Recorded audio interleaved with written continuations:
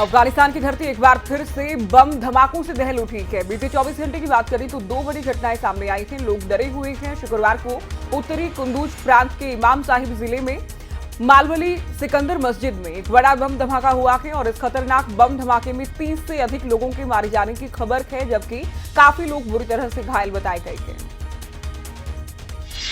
रूस और यूक्रेन की जंग में यूक्रेन को भारी क्षति पहुंची है। अच्छा खासा तरक्की करता देश बमबारी और मिसाइल हमलों से तहस नहस हो गया है।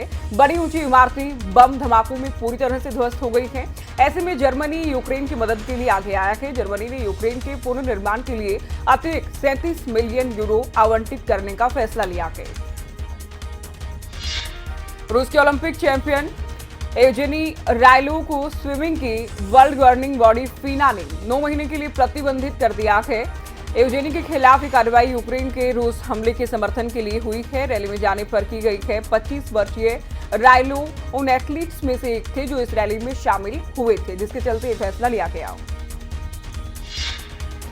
रूस ने यूक्रेन से जारी जंग के बीच अपनी मंशा को एक बार फिर से जाहिर कर दिया है। रूस के सेना के जनरल ने साफ कहा है कि उनका मकसद दक्षिणी यूक्रेन पर कब्जा करने का है। हालांकि रूसी सेना के जनरल के इस बयान से पूर्व के उन सभी बयानों को झूठा साबित कर दिया है जिसमें कहा गया था कि रूस यूक्रेन के इलाकों पर कब्जा नहीं करना चाहता।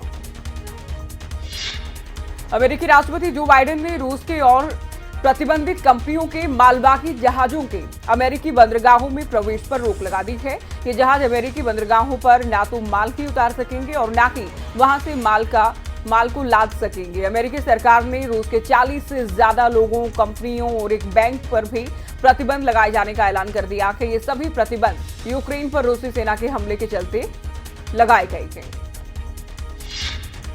यूक्रेन के राष्ट्रपति जेलेंस्की ने चेताया है कि उनके देश पर रूस के हमले केवल शुरुआत है। मॉस्को ने दुनिया के अन्य देशों पर कब्जा हासिल करने की योजना बनाई है। बता दें, इससे पहले रूसी जनरल ने कहा था कि दक्षिणी यूक्रेन पर पूरा कब्जा चाहते हैं।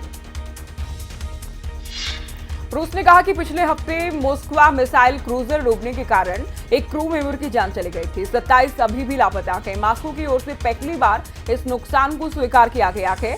मोस्कवा युद्धपोत रूस के काला सागर में मौजूद बेड़े में प्रमुख था, जिसमें यूक्रेन में करीब 2 महीने लंबे संघर्ष के दौरान रूस के नौसैनिक प्रयासों का नेतृत्व किया था।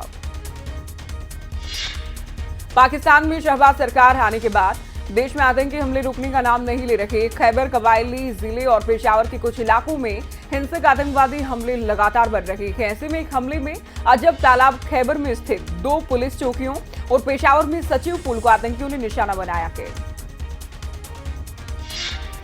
चीन के शंघाई में गुरुवार को कोविड-19 से 11 और मरीजों की जान चली गई। बढ़ते जन आक्रोश की खबरों के बीच शहर में लॉकडाउन 26 अप्रैल तक बढ़ाया गया है। खबरों के अनुसार 2 करोड़ 60 लाख की आबादी वाली शंघाई में कोरोना वायरस की मौजूदा लहर के दौरान मरने वालों की संख्या बढ़कर 36 हो गई है।